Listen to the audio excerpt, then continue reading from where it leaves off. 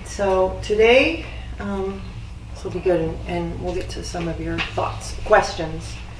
Remember, questions are important. We gotta start to raise the frequency of the question to get some different answers as well.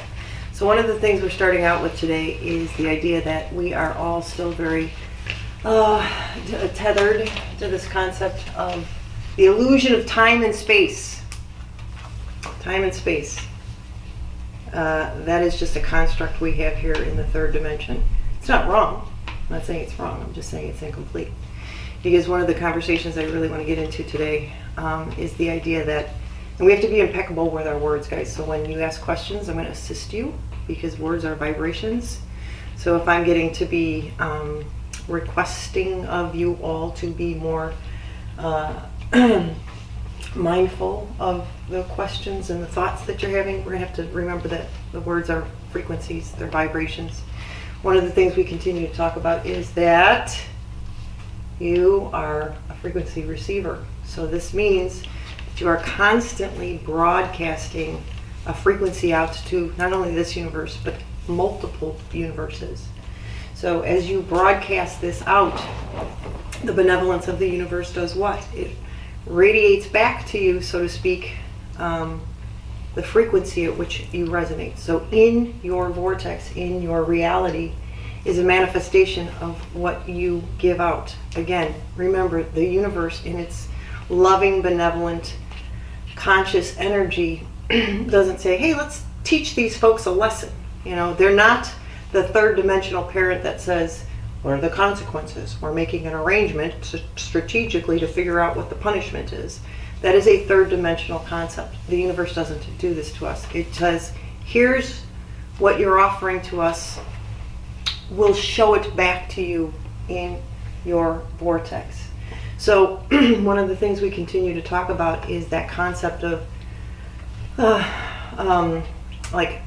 how we talk about it is lives. You know, past lives, or the past moment of the present moment. It literally is just the same moment over and over and over again for infinity. And each moment you offer to yourself, you either expand your consciousness or you stay where you're at. And when we expand consciousness, and I'm going fast and you guys will come in, you expand consciousness, you also expand consciousness to multiple universes.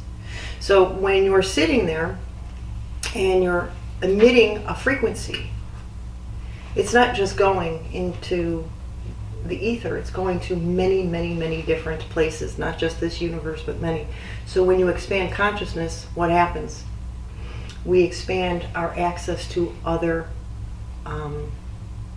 universes. So remember, I've always shared with you, you know, most crew that I work with, I notice there's about 6 or 8 universes going on in your vortices. And as you expand consciousness, they go to 12, 15, 16. So that's when new experiences start to come in. This is when the miracles start to happen. You're like, I don't know. I'm talking to some folks, and the miracles are starting to come in. So it's all good stuff. Here's the thing. What's happening here is I'm saying to you, you are the creator of your reality. Guess what? You're still judging it. Still judging it. I move from judgment to observation. Friends, it is a lifelong consideration.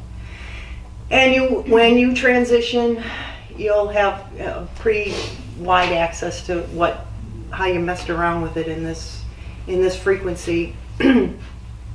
But there's a tremendous amount of judgment going on here, because when I say we are the creators of our reality, we think we're supposed to be eternally blissful and very happy, and no contrast kind of comes in, but it's not too bad anymore. That's not the point. The point isn't to have nothing happen and float. You'll get there. When you transition, you'll have that experience. But you came here as an energetic being. You came here and said, I want that. And everybody's like, great. You're so lucky you're going back. You're like, I am. Isn't it awesome? And I know some of you are like, oh, what? I'm not. This is a bitch. You won. You won. You're here. Here's the arrangement.